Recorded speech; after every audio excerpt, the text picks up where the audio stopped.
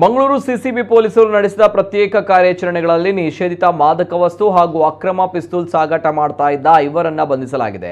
ಕೇರಳ ಹಾಗೂ ಕರ್ನಾಟಕ ರಾಜ್ಯದಲ್ಲಿ ಹಲವು ಪ್ರಕರಣಗಳಲ್ಲಿ ಭಾಗಿಯಾಗಿದ್ದ ಒಟ್ಟು 5 ಮಂದಿಯನ್ನು ಬಂಧಿಸಿ ಅವರಿಂದ 2 ಪಿಸ್ತೂಲ್, 6 ಸಜೀವ ಗುಂಡು ಹಾಗೂ 12.89 ಕೆಜಿ ಗಾಂಜಾ, 2 ಕಾರು ಮತ್ತು ಇತರ ಸ್ವತ್ತುಗಳನ್ನು ಜಪ್ತಿ ಮಾಡಲಾಗಿದೆ. ನೌಫಲ್, ಮನ್ಸೂಲ್, ಅಬ್ದುಲ್ ಲತೀಫ್, ಮೊಹಮ್ಮದ್ ಅಸ್ಗರ್ ಹಾಗೂ ಮೊಹಮ್ಮದ್ ಸಾಲಿ ಬಂಧಿತ ಆರೋಪಿಗಳಾಗಿದ್ದಾರೆ. ನೌಫಲ್ ಹಾಗೂ ಮನ್ಸೂರ್ ನಾಟೆಕಲ್ನಲ್ಲಿ ಬಂಧಿತರಾಗಿದ್ದಾರೆ. ಮೊಹಮ್ಮದ್ ಅಸ್ಗರ್ ಮತ್ತು ಮೊಹಮ್ಮದ್ ಸಾಲಿ ತಲಪಾಡಿಲಿ ಬಂಧಿತರಾಗಿದ್ದಾರೆ. ಇನ್ನು ಅಬ್ದುಲ್ ಲತೀಫ್ನನ್ನ ಮಂಗಳೂರು ಹೊರವಲಯದ ಅರ್ಕುಳದಲ್ಲಿ ಬಂಧಿಸಲಾಗಿದೆ.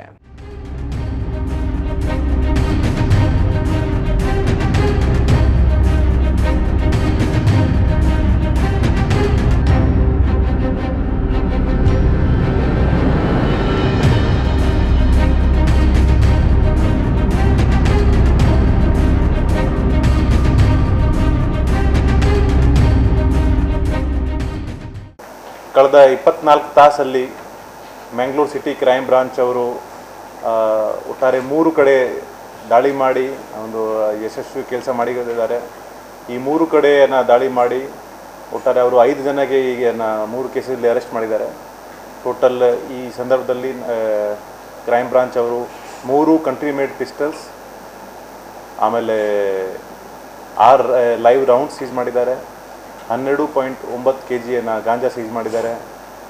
3 ಗಾಡಿಗಳನ್ನು ವಶಪಡಿಸ್ಕೊಂಡಿದ್ದಾರೆ. ಒಟ್ಟಾರೆ ಸುಮಾರು ಒಂದು 40 ಲಕ್ಷ ಬೆಲೆದು ವೆಪನ್ಸ್, ಗಾಂಜಾ ಮತ್ತು ಕಾರ್ ಸೀಸ್ ಮಾಡಿದ್ದಾರೆ.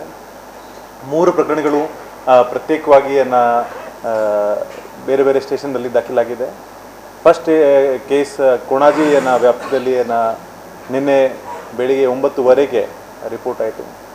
ಆ ಕೇಸಲ್ಲಿ ಬಾತ್ಮೀದಾರದು ಮಾಹಿತಿ ಆಧಾರ ಮೇಲೆ ಮಂಗಳೂರು ಕ್ರೈಮ್ ಬ್ರಾಂಚ್ನ PSI ಶರಣಪ್ಪ ಅವರು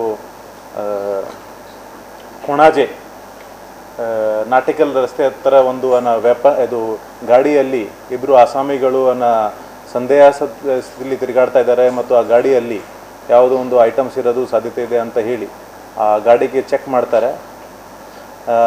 ಆವಾಗ ಒಂದು ಸ್ಕಾರ್ಪಿಯೋ, ಕೇರಳ ರಿಜಿಸ್ಟ್ರೇಷನ್ ಸ್ಕಾರ್ಪಿಯೋಗೆ ಅವ್ರು ನಾವು ಸೀಸ್ ಮಾಡ್ತೀವಿ. ಆ ವೆಹಿಕಲಲ್ಲಿ 2, ಒಬ್ಬ ಮನ್ಸೂರ್ ಅಂತ, ಇನ್ನೊಬ್ಬ ನೌಫಲ್ ಅಂತ ಇರ್ತಾರೆ. 2 ಕಾಸರಗೋಡು ಮೂಲದವರು, ಸುಮಾರು 28 ವಯಸ್ಸು ಇಬ್ಬರದು. ಅವರಿಂದ ನಾವು 2 ವೆಪನ್ ಸೀಸ್ ಮಾಡ್ತೀವಿ ಮತ್ತು 4 ರೌಂಡ್ಸ್ ಅವರಿಂದ ನಮಗೆ ಸಿಗ್ತದೆ.